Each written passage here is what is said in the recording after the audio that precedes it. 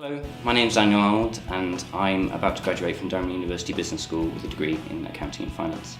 With me is Dr. Reham Risk, course leader for the BA Accounting and Finance programme. Reham, I'm coming to the end of my time at university now, and I remember having lots of questions about the degree, the business school and the university in general when I was applying. I'm sure students today have many of the questions that I did back then. Oh, absolutely, yeah. So in addition to the courses, the teaching, the assessment, we get a lot of questions on employability and where our students go from here. Does that sound about right? Absolutely. I think the courses are a great place to start when students are making the choice between different universities.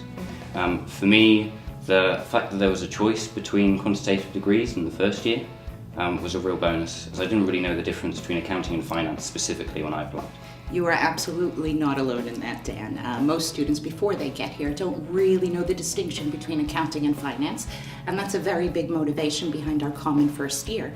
So amongst our accounting degrees, so namely accounting and management and accounting and finance, as well as our BSc in finance, they share a common year for a reason. We introduce in that common year the key specialisms in business, so an introduction to economics, finance, accounting, etc.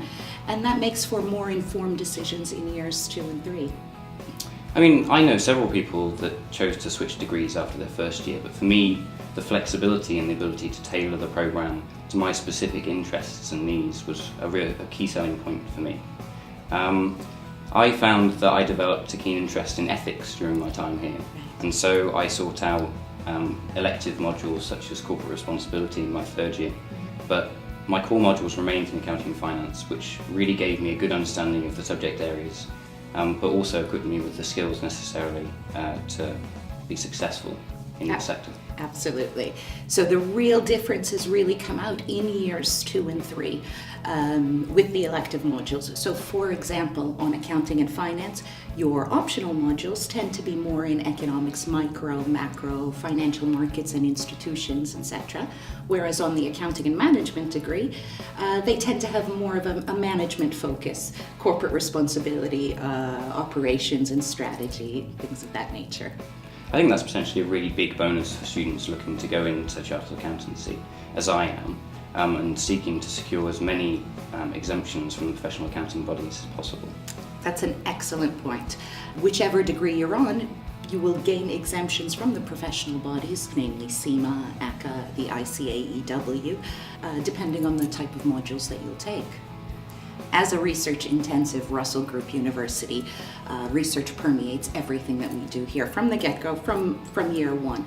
What that actually means for the students is perhaps collaborative group work, individual pieces of research, and as you will well know by now, year 3 culminates in a major research project under an established supervisor, and you write up a detailed report at the end of it.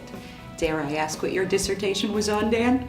My dissertation topic focused around ethics in accounting education and how individual psychological factors affect a person's receptiveness to that. But I found that the degree doesn't have to be limited to academic work, so I know several friends in my programme who chose to extend their degree to a 4th year by working for a company in the 3rd year. Do you think that's a good idea?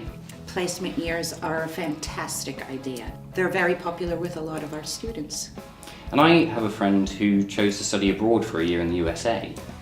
Where else can students go? Well, in addition to America, we have lots of partners all over the world, a lot of partners in Australasia, clear across Europe, so there's plenty of opportunity for study abroad programs. And I presume that helps our employability as well. I mean, what employers think of graduates from Durham? Employers are very interested in our students. We have outstanding employment rates. What's your plan after graduation? I've just been invited to host a 5-day business trip in Brussels at the European Parliament with the ACCA as part of the Undergraduate of the Year Awards. And then shortly after that, I'll be starting my graduate role with PwC in their assurance line. So it's a very exciting time ahead for me. It sounds amazing, Dan. Genuinely. Best of luck in your future plans. And I hope you keep in touch. We love to know where our alumni go when they leave us. And on a personal note, I'd love to have you back to talk to some of my current year students. Thank you. Thank you.